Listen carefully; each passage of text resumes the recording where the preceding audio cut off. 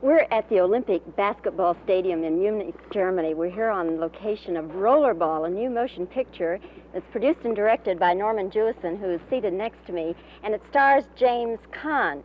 And Norman, as I look behind me here, this doesn't look at all like a basketball stadium. What in the world have you done back here? Well, this was the only circular stadium that we could find, that we could get a hold of for this long period of time. So we've actually constructed this track, which is 1/8 of a mile in diameter, in this stadium, which was the Olympic basketball stadium. Yes, and it is at a terrific angle. What is the degree of the Well, it's grade there? It's actually 18 degrees, but it looks it doesn't feel like 18 degrees, I'm sure. He insists that it's 18 degrees. You know, Jimmy, I'm a skier, and when I saw the fall line on this, I thought, no way am I even going to walk down it in my stocking Well, feet. the 18 degrees that Norman refers to is the first 4 inches from the flat to the to that little black line there. The rest is about 30. Yes. Now, tell us just a little bit about this game of rollerball. It could be the game of the future, we understand. Well, the picture takes place about 30 or 40 years from now, and it's played with motorcycles and skaters, roller skaters. Everybody's on wheels. It moves very fast, faster than ice hockey. It's about the fastest sport in the world, as it's designed now. It has 2 goals, one on this side and one on the far side. And the object of the game is to pick up a ball, field the ball, and put it in the goal of your opponent. And the ball is fired from a cannon around the edge of the track, and at about 150 miles an hour. Other than that, it's just a nice, simple little game. Well, the game is created for a diversion for the masses. Yes. Jimmy, you obviously had to have some kind of preparation before you came over here to do this skating role. What did you do, and how long did you take to prepare? I fell to my knees and prayed. That was the extent of my preparation. I was in the middle of another film over in the States when Norman and I got together over this, and originally we were going to shoot it 2 months later, but we had some problem getting the hall, so I left that, and Norman had me skate with some of the stunt boys after work at night, and we did. I skated a few times on a flat track. You know, I had not skated before. And I was doing pretty good on a flat track after 3 or 4 times. And then, of course, we came here and saw this and didn't know what it was, you know. I mean, it's a complete difference, you know, skating on that angle. So Norman said, well, don't worry about it. You got plenty of time, you know. So I skated an hour, and then we shot. An hour was plenty of time to yeah. Norman Jewison, huh? What did it feel like the first time you got up there on that incline? Well, I had one guy on the left of me and one guy on the right of me. And I felt like I just, you know, like I had 2 broken legs.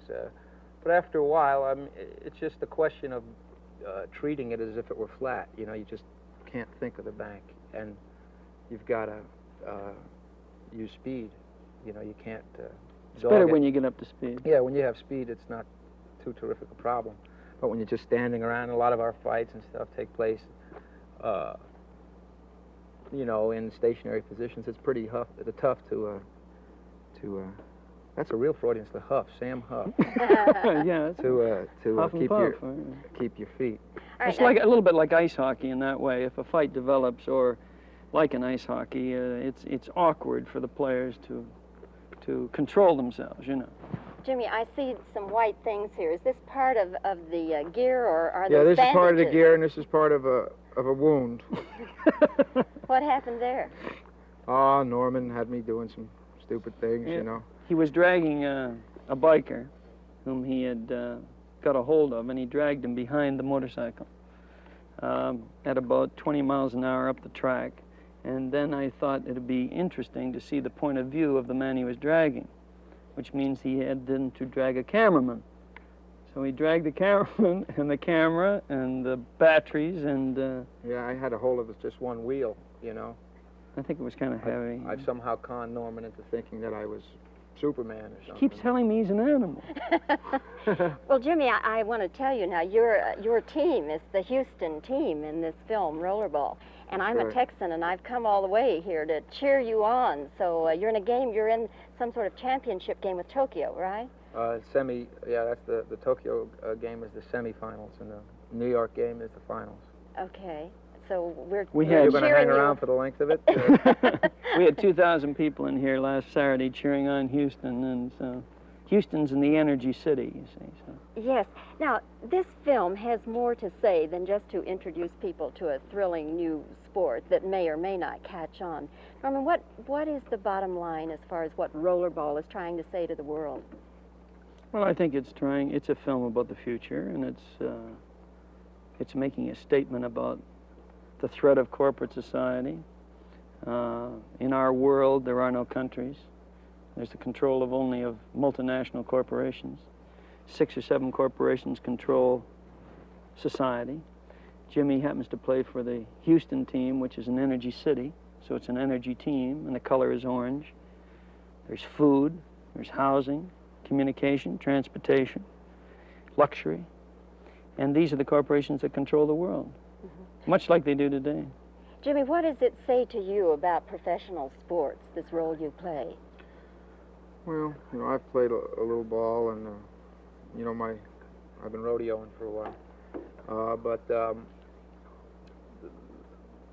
the thing that really grabbed me about it was not so much a story about the game, but it's a story about man's spirit in a controlled society. It's a story about a guy who's becoming a folk hero in a game that has never seen one, because the violence of the game doesn't allow anybody any longevity in it.